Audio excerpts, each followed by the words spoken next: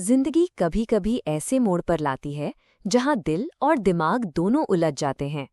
एक दिन सब ठीक और दूसरे दिन दिल टूट जाता है या सपने चूर चूर हो जाते हैं। Maybe you should talk to someone by Lori Gottlieb ऐसी ही एक किताब है जो एक थेरेपिस्ट के जरिए दिखाती है कि कैसे हम अपने दर्द और सपनों को समझ सकते हैं। ये कहानी है लॉरी की, जो खुद एक थेरेपिस्ट है, लेकिन जब उसकी जिंदगी टूट जाती है तो वो भी थेरेपी लेती है।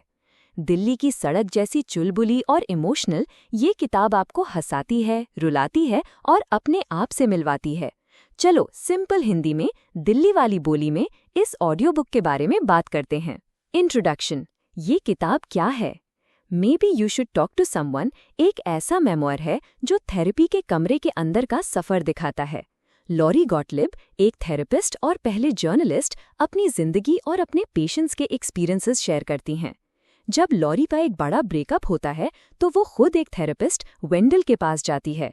ये किताब उनकी कहानी और उनके पेशेंट्स, एक गुस्से वाला हॉलीवुड प्रोड्यूसर, एक कैंसर से लड़ने वाली लड़की और एक जिंदगी से थकी औरत के जरिए बताती है कि कैसे हम सब अपने दिमाग के स्ट्रगल से गुजर रहे होते हैं। ये ऑडियो बुक 14 घंटे 21 मिनट का है और लॉरी ने खुद इसे नरेट किया है।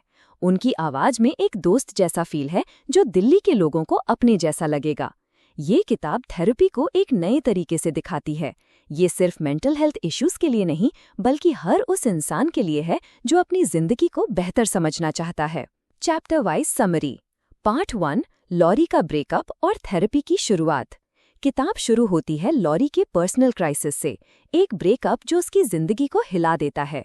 एक थेरेपिस्ट होने के बावजूद वो अपने इमोशन से जूझ रही होती है और डिसाइड करती है कि एक दूसरे थेरेपिस्ट वेंडल से मिलेगी। ये दिखाता है कि चाहे आप कितने भी एक्सपर्ट हों, कभी कभी आपको भी मदद चाहिए होती है। लॉरी अपने पेशेंट्स को इंट्रोड्यूस करती हैं। जॉन, एक हॉलीवुड प्रोड्यूसर जो हमेशा गुस्से में रहता है, लेकिन इसके पीछे एक गहरा दुख छुपा है। जूली, एक यंग वुमन जो कैंसर से लड़ रही है और जिंदगी के मायने ढूंढ रही है। रीका, एक 60 साल की औरत जो अपनी जिंदगी से थक चुकी है और नई शुरुआत चाहती है। इन सब की कहानियां अलग हैं, लेकिन एक बात कॉमन है, सब अपने दिमाग के अंदर के दुख से लड़ रहे हैं। लॉरी कहती हैं कि थेरेपी एक ऐसा जगह है जहां आप अपने दिल की बात बोल सकते हो बिना जजमेंट के। की पॉइंट, थेरेपी सिर्फ पागलपन के लिए नहीं, बल्कि जिंदगी के हर छोटे बड़े सवाल के लिए है। दिल्ली की बिजी लाइफ में जहां स्ट्रेस और प्रेशर रोज का हिस्सा है, ये बात बहुत मायने रखती है। पार्ट 2, थेरेपी का प्रोसेस।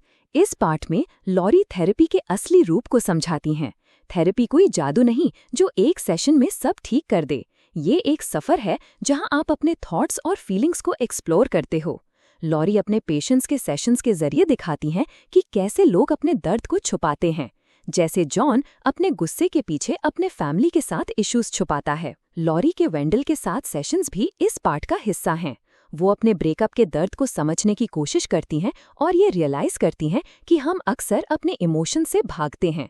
वेंडल एक ऐसा थेरेपिस्ट है जो लॉरी को अपने डर और इनसिक्योरिटीज को फेस करने में मदद करता है। ये दिखाता है कि थेरेपिस्ट भी इंसान होते हैं, उनके भी इमोशंस और स्ट्रगल्स होते हैं। Real life example. जूली, जो कैंसर से लड़ रही है, थेरेपी के जरिए सीखती है कि कैसे वो अपनी जिंदगी के हर पल को जी सकती है। हैप्पी। पार्ट 3, इमोशंस और वल्नरेबिलिटी। लॉरी इस सेक्शन में इमोशंस के बारे में बात करती हैं। हम सब अपने फीलिंग्स को छुपाने की कोशिश करते हैं क्योंकि हमें लगता है कि ये कमजोरी है, लेकिन लॉरी कहती हैं कि वल्नरेबिलिटी, अपने दिल की बात बोलना, ही हमें स्ट्रांग बनाती है। रीटा, जो अपनी जिंदगी से थक चुकी है, थेरेपी के जरिए अपने पास्ट के दर्द को फेस करती है और नई उम्मीद ढूंढती है। जॉन भी अपने गुस्से के पीछे छुपी सैडनेस को समझता है और अपने फैमिली के साथ बेहतर रिश्ता बनाने की कोशिश करता है। लॉरी खुद वेंडल के साथ अपने ब्रेकअप के दर्द को एक्सप्लोर करती है और समझती है कि कभी कभी हम अपने आप को ब्लेम करते हैं, जबकि ये जिंदगी का हिस्सा है। दिल्ली के कॉन्टेक्स्ट में, जहां लोग क्या कहेंगे का डर हमेशा रहता है, ये पार्ट सिखाता है कि अपने इमोशंस को एक्सेप्ट करना एक बहादुरी है। हैप्पी। पार्ट 4, चेंज का सफर। ये पार्ट दिखाता है कि कैसे थेरेपी लोगों को बदल सकती है। जॉन अपने गुस्से को कंट्रोल करना सीखता है और अपने फैमिली के साथ नए सिरे से रिश्ता जोड़ता है। जूली अपने इलनेस के बावजूद जिंदगी के छोटे पलों में खुशी ढूंढती है।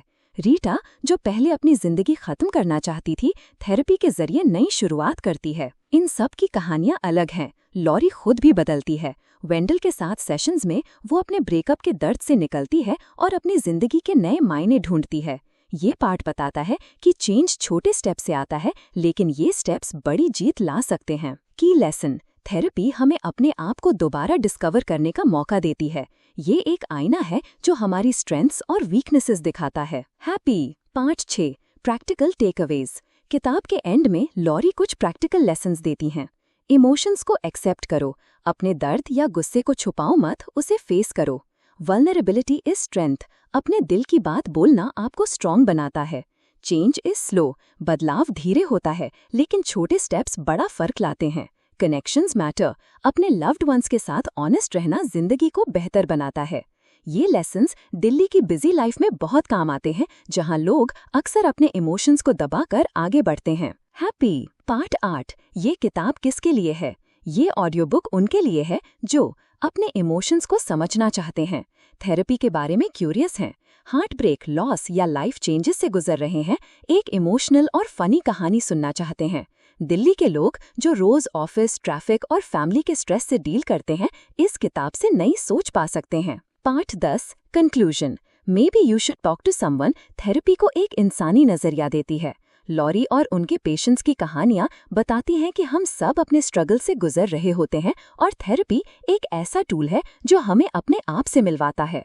दिल्ली की जिंदगी में जहां हर दिन एक चैलेंज है, ये किताब आपको सिखाती है कि अपने इमोशंस को फेस करना और ऑनेस्ट होना कितना जरूरी है। ये ऑडियो बुक सुनो, ये आपको हंसाएगा, रुलाएगा और अपने आप से मिलवाएगा।